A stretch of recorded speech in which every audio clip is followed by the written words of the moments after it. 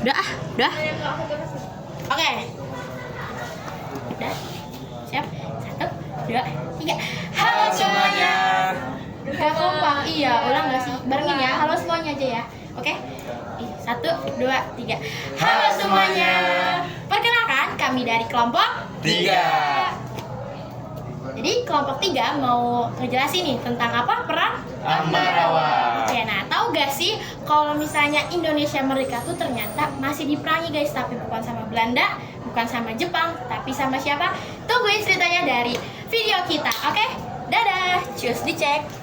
Guys, jadi aku bakal ceritain awal terjadinya perang Ambarawa. Iya. Belakang ya. Iya. Jadi, sekutu datang ke Semarang pada tanggal 20 Oktober 1945. Mereka diterima dengan baik oleh pihak Indonesia dan MR Gubernur Wongsonegoro Jawa Tengah juga bahkan melayani dengan baik dan menghabiskan senjata Jepang dan membebaskan para bangsawan perang. Sekutu juga berjanji tidak mengganggu kedaulatan Republik Indonesia.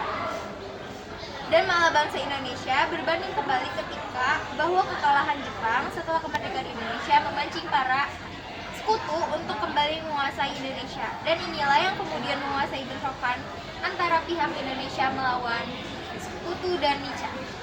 Nah, itu tadi latar belakang yang dijelasin sama Feby.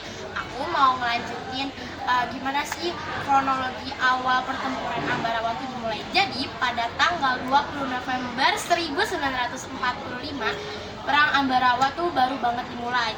Nah, dari yang tadi Feby jelasin, sekutu kan melanggar janjinya sekutu sama Indonesia.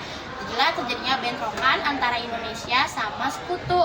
Nah, sekutu tuh nyerang, kita juga gak mau kayak nyerah gitu aja dong, kita juga nyerang.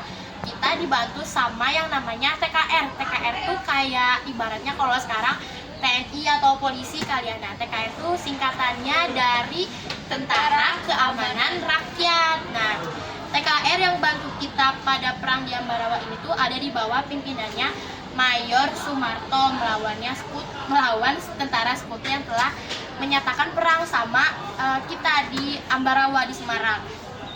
Terus ternyata pasukan sekutu juga ada di Magelang. Kenapa ada di Magelang? Karena mereka tuh waktu sebelum perang punya janji sama Indonesia boleh ke Magelang. Jadi mereka tuh kayak dibagi dua gitu loh, ada yang di Magelang, ada yang di Semarang. Nah, yang di Magelang ini tuh ditarik juga ke Ambarawa untuk perang sama kita. Mereka tuh malah lebih ngegunain pesawat tempur gitu ya di tanggal 21 November pas mereka perang. Nah, pada tanggal 22 Novembernya nih pasukan sekutu tuh makin menjadi-jadi guys, makin parah. Mereka ngebom daerah di Ambarawa di Semarang ke kampung-kampung yang berada di sekitar Ambarawa.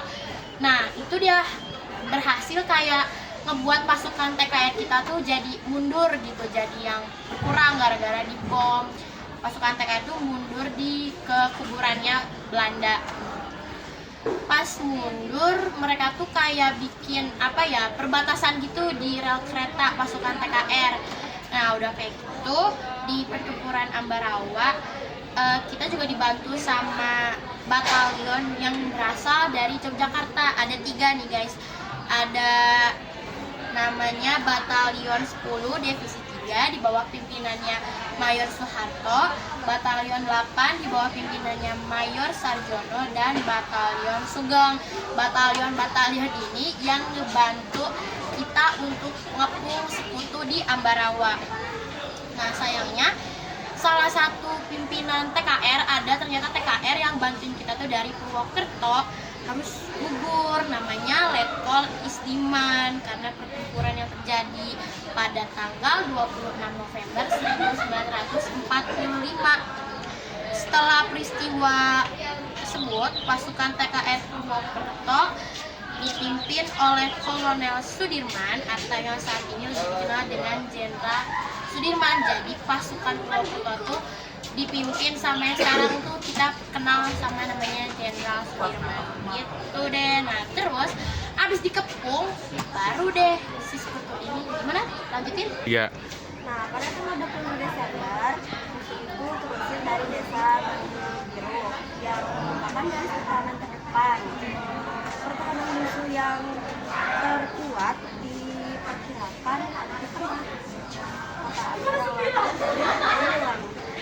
Ambarawa dikepung selama 4 hari 4 malam.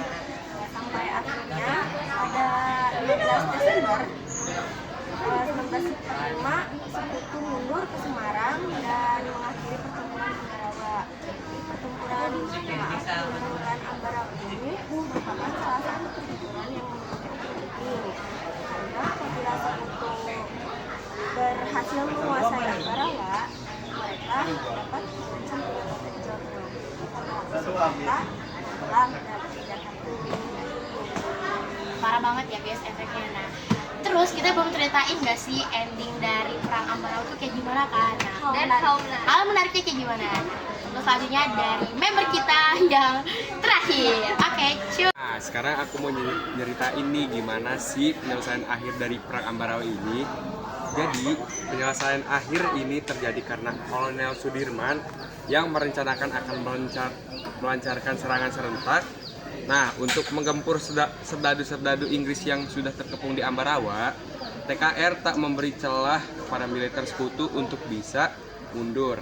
Dan pada akhirnya kepungan itu berakhir pada tanggal 15 Desember pada tahun 1945, di mana pasukan sekutu hanya bisa mundur ke Semarang. Benteng pertahanan sekutu yang tangguh berhasil direbut oleh TKR.